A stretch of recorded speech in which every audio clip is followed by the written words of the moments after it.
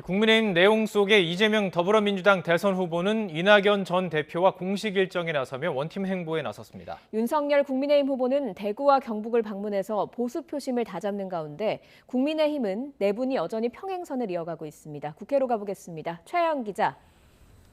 네, 국회입니다. 네, 조금 전에 전해드렸는데요. 이재명 후보 또 이낙연 전 대표가 처음으로 외부 일정 함께 했죠.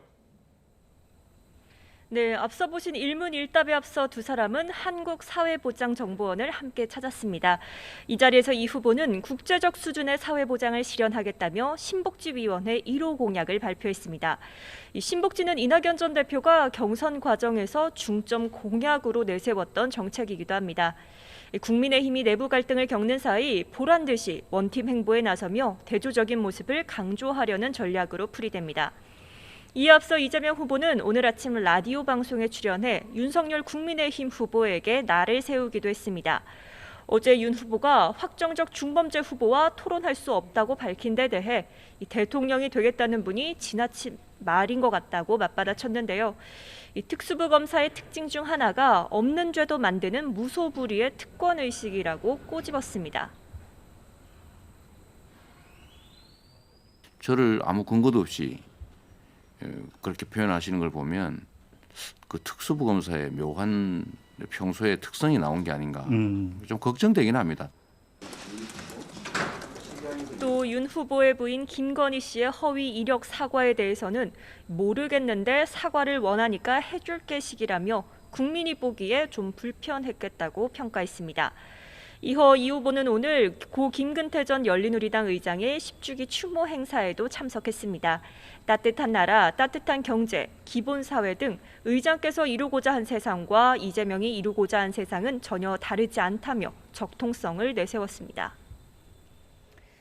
1박 2일 일정으로 대구, 경북을 방문한 윤석열 후보, 원전 건설 현장부터 찾았다고요?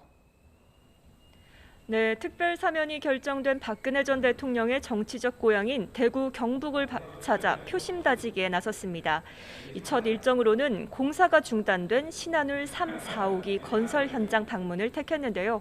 이 정부의 탈원전 기조를 비판하면서 2030년까지 신규 원전 10기 이상을 수출해 일자리 10만 개를 창출하겠다고 공약했습니다. 또 이재명 후보와 정부가 원전 정책과 관련해 말 바꾸기를 한다며 이렇게 비판했습니다.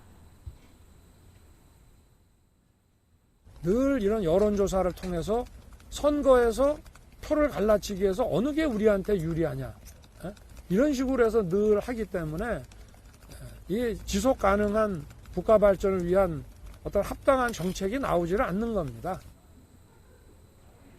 이어서는 이재명 후보의 고향인 안동으로 발걸음했습니다. 도산서원을 방문한 뒤 경북 선거대책위 출범식에 참석해 정권 교체를 호소할 계획입니다. 윤 후보가 이른바 집토끼를 잡으러 간 사이 국민의힘은 내분 봉합에 힘을 쏟고 있지만 쉽지는 않은 분위기입니다. 김종인 총괄선대위원장이 이번 주 이준석 대표와 만나겠다고 했고 또 김기현 원내대표는 잘 정리됐다고 밝혀 이 수습 국면에 들어간 것 아니냐는 해석이 나왔는데요. 이에 대해 이준석 대표는 선거대책위 복귀는 고려하고 있지 않다며 이준석 대책위처럼 굴러가지 말고 선거대책에 집중해달라고 선을 그었습니다.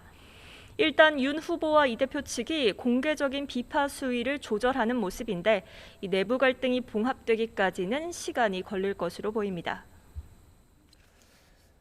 네, 오늘 국회에서 코로나19 당정 협의도 있었는데 현행 거리두기 연장에 공감대가 형성됐다고요.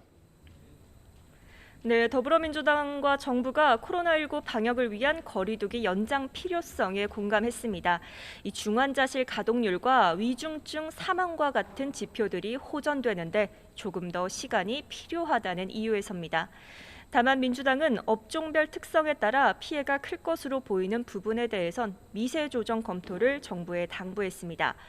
또 이재명 후보가 강조한 소상공인 선지원 후 정산과 피해 완전 보상 방안 마련도 정부에 주문했습니다. 이와 함께 당정은 청소년 방역 패스 의무화와 적용 시기에 대해서도 논의했는데요. 민주당은 방역 패스의 필요성을 권고하거나 자율적으로 참여하게 하고 계도 기간 확대 방안을 촉구했습니다. 오늘 정부는 코로나19 관련 예산 확대를 당에 보고했습니다. 특히 코로나19 백신과 관련해 9천만 회분이 구비돼 있지만 4차 접종 가능성에 대비해 현재 3조 2천억 원보다 많은 예산을 확보한다는 입장을 전했습니다. 또 먹는 치료제 60만 명분에 대한 예산도 40만 병분 추가 구매를 위해 확대할 필요가 있다고 보고했습니다. 지금까지 국회에서 전해드렸습니다.